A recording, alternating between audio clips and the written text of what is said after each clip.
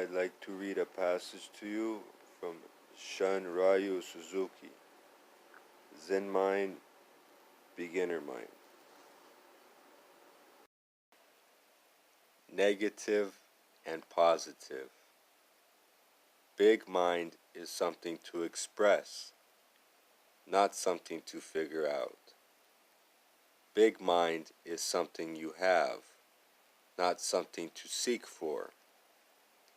The more you understand our thinking, the more you find it difficult to talk about it.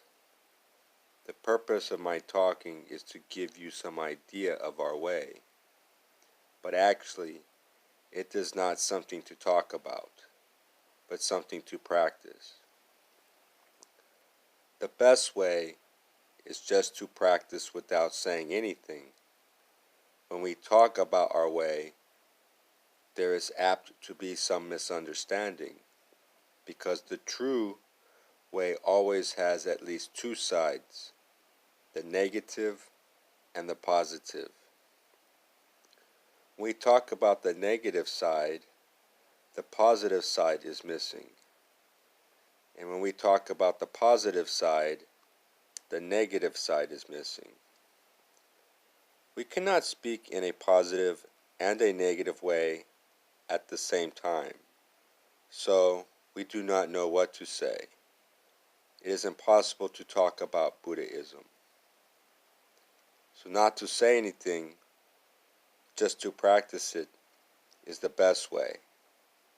Showing one finger or drawing a round circle may be the way, or simply to bow. If we understand this point, we will understand how to talk about Buddhism, and we will have perfect communication. To talk about something will be one of our practices, and to listen to the talk will also be practice. When we practice Zazen, we just practice Zazen without any gaining idea.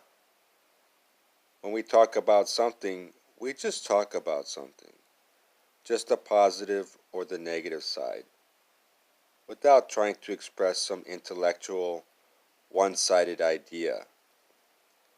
And we listen without trying to figure out some intellectual understanding, without trying to understand from just one-sided view. This is how we talk about our teaching, and how we listen to a talk.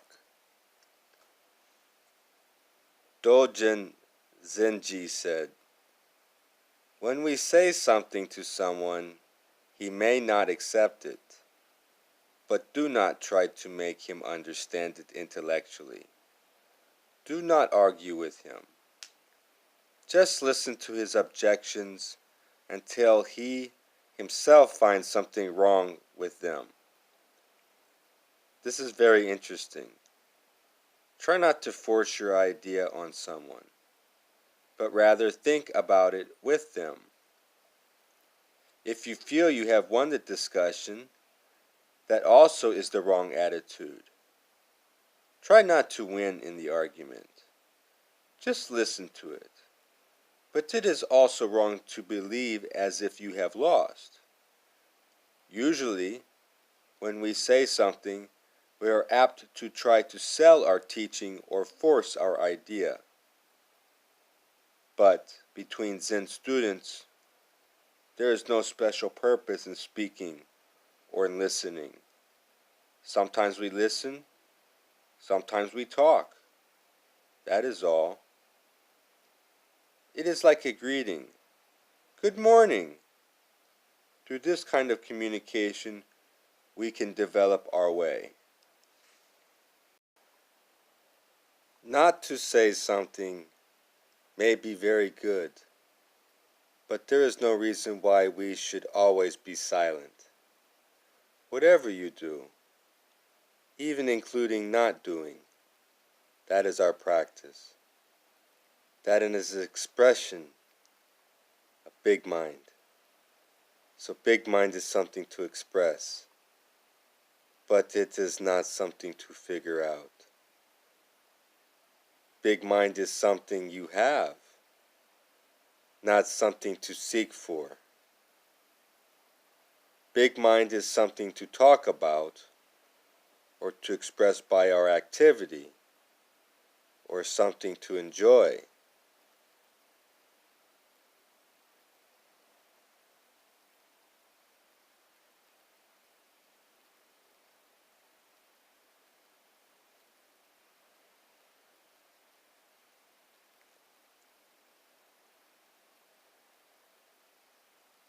Only because you seek to gain something through rigid formal practice does it become a problem for you.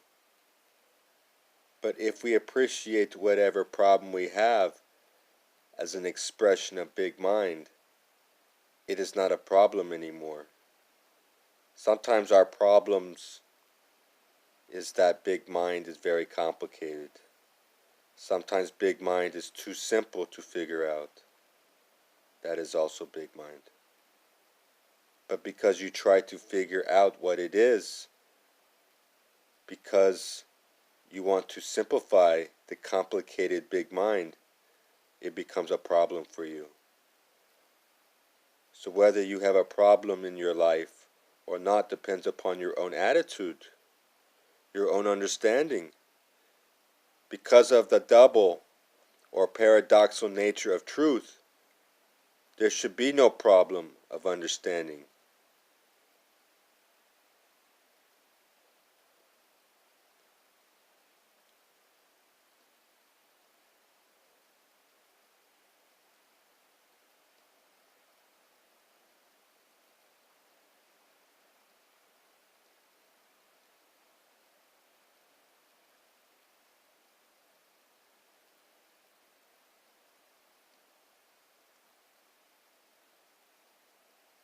This kind of mind will be obtained by true Zazen.